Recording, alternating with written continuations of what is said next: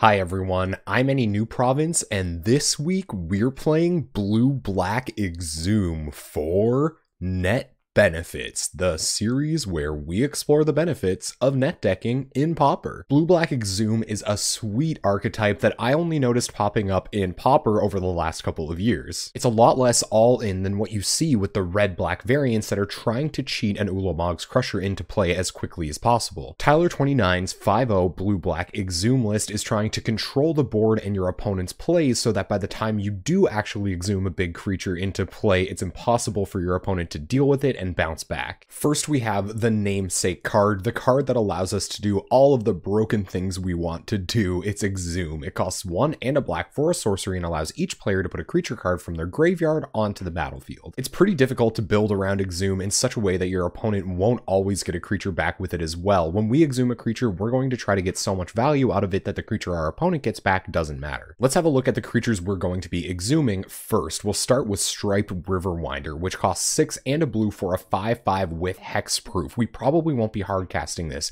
We're going to put it into our graveyard with its cycling ability, which costs 1 blue mana. It lets you draw a card too, and then we'll cast Exhume and cheat it into play. Hexproof creatures are really hard to deal with because your opponent can't target it with any of their spells or abilities. They usually need an edict effect or enough creatures to block and kill Striped Riverwinder. We have so many counter spells and removal spells, this almost will never be an issue for us. Next is Muldrifter, which also puts itself in the graveyard. It costs 4 and a blue for a 2/2 flyer, and when it enters the battlefield, it draws you 2 cards. You can also cast Muldrifter for its evoke cost of 2 and a blue. You still get to draw the cards when it enters the battlefield, but it sacrifices itself. Muldrifter is already one of my favorite Pauper cards to cast. However, I can already imagine those turns where we evoke Muldrifter, exhume it right back out, draw 4 cards, have a 2/2 flyer. It's going to be awesome. Our last threat is Gurmag Angler. It costs 6 and a black for a 5/5 with Delve, which means you can exile cards from your graveyard to help pay for its generic mana cost. There's no way to get Gurmag Angler from our hand into our graveyard. However, we might be able to get it in there with some self-mill. Either way, it doesn't really matter. Hardcasting Gurmag Angler is just as good as exhuming it. Next, I'm going to talk about all the removal we're running so that our opponent's creatures can't team up and kill a Striped Riverwinder through blocking. First, we have Chainer's Edict. It costs 1 and a black for a sorcery and causes target player to sacrifice a creature. That's pretty good, but you can even cast it again out of your graveyard by flashing it back with 5 black. Next, we have Doomblade, one of the best catch-all removal spells in the format. It costs 1 and a black for an instant that destroys target non-black creature, no questions asked. We have 2 copies of Echoing Decay, which I'm very happy to have in the main board. It costs 1 and a black for an instant and gives target creature and all other creatures with the same name as that creature -2/-2 until end of turn. Echoing Decay is always an interesting card to play with because sometimes you want to hold on to it and get that juicy 2 for 1, but it's okay if it only trades with a single creature as well. Next up is Disfigure. For 1 black mana, you can cast it at instant speed to give target creature -2/-2 until end of turn. It's essential to have some Disfigures in the deck because there are Pauper decks that get off the ground so quickly that you have to kill something before you're dead. Our last piece of removal also acts as a boon for our Boggle Snake. It's Cartouche of Ambition. It costs 2 and a black for an aura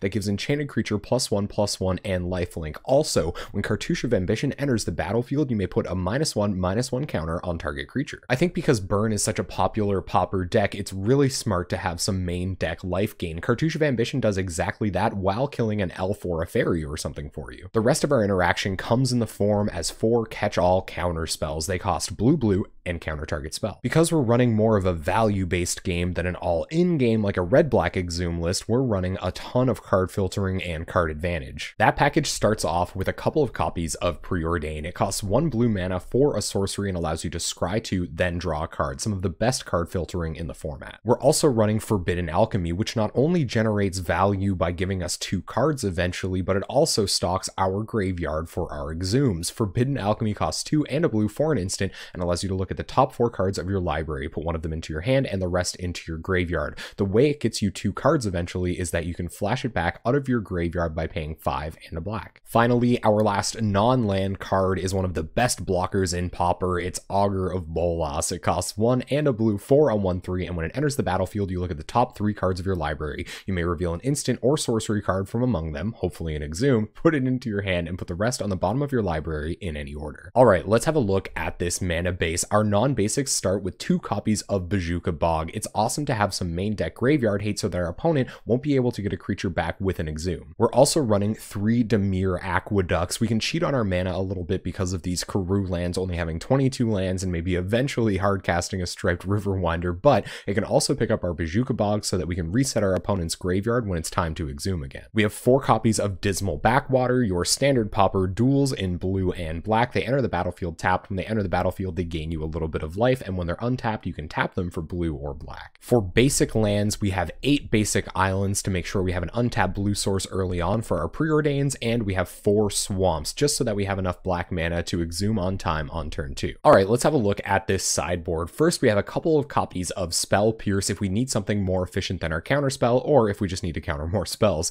We have 2 copies of Spell Stutter Sprite. These are really good in the elves and burn matchups. I'd love to see a couple copies here. We have 2 copies of Duress for getting rid of anything in our opponent's hand that might be able to deal with our Boggle Snake. We have 2 copies of Cartouche of Ambition to bring it in the burn matchup or in matchups where there's a lot of X1s. We have 2 Relic of Progenituses for controlling our opponent's control graveyards. We have 1 copy of Flood for locking down a Tireless Tribe. I actually love this one out in here. It's sweet. We have 2 copies of Aura Flux for blowing up any enchantments on our opponent's side of the battlefield. We have 1 copy of Pestilence to deal with a bunch of X1s. This is also a sweet one-of sideboard card. And we have a single copy of Stinkweed Imp to chump block huge creatures and keep coming back to chump block even more. And there you have it, Blue-Black Exhume by Tyler29. Congratulations on your 5-0, Tyler. We're going to take this deck into a league at twitch.tv/AnyNewProvince this Wednesday night at 7 p.m. Atlantic time. We're there every Wednesday night playing competitive Pauper decks. Before I go, I just want to remind you that you can like the video or subscribe to the channel down below. I'd seriously appreciate it. It's a great way to let me know you've enjoyed everything, and it really encourages me to keep making great Pauper content. Thank you so much for watching.